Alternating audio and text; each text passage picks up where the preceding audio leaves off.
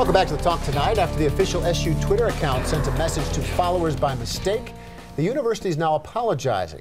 But there isn't any indication who exactly is responsible. We suspect the university knows that, but they have not released that information. The tweet suggested last night's game was Coach Jim Boeheim's last at the Dome. That the source, though, turned out to be an OCC student reporter who did not have the facts correct.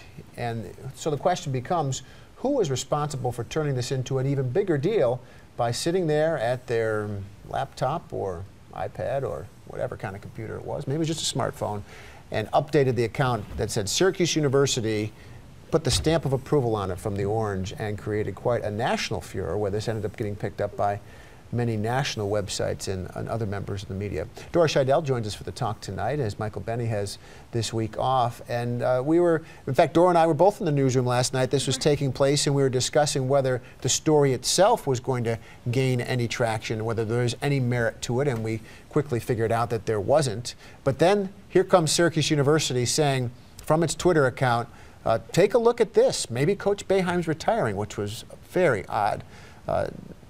Information to get on Twitter. Very odd. Yeah, that was a weird moment. I think at that point we all took a step back and were like, do we need to take this seriously now? Is this something that's and we're skeptical journalists, it's in our nature. I think we knew maybe not to right away, but I can understand how much of the community would just be, you see that off of their Twitter account, you have to think it's real.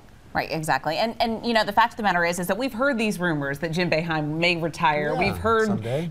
Talks about, is there anything in terms of an NCAA investigation at all, but nothing credible.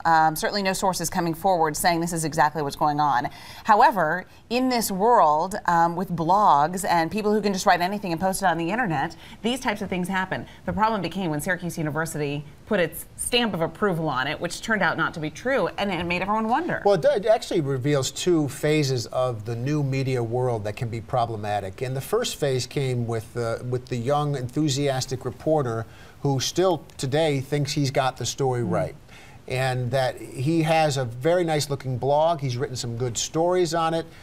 He's from Liverpool. He goes to OCC. I talked with him last night and he said, well, I have a source that says this is all true. He didn't have a second source, didn't have a third source, which would be maybe more standard in terms of journalism. And he also didn't have very much information about what this was. He hadn't called the university to confirm the details or even get a comment about it. He didn't go to the game to cover it.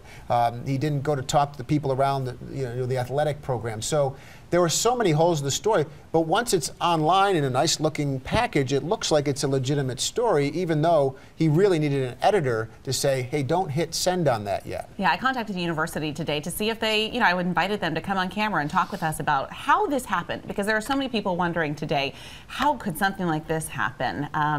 People should be more media savvy. They should be more savvy when it comes to Facebook and Twitter and all of this.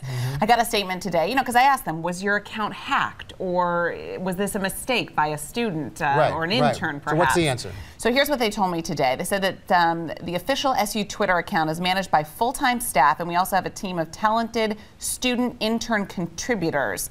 The student intern team structure has existed since 2010. We have a great team, but as any good organization does, we're going to be reviewing our process of how this information gets distributed. So it sounds like it was just a mistake. Yeah, I mean, we know from our own CNY Central accounts, we have many people, we get our hands into this, but you still need to keep in mind that it's news and information that's going out there. These aren't just personal opinions when they come from an official source like that.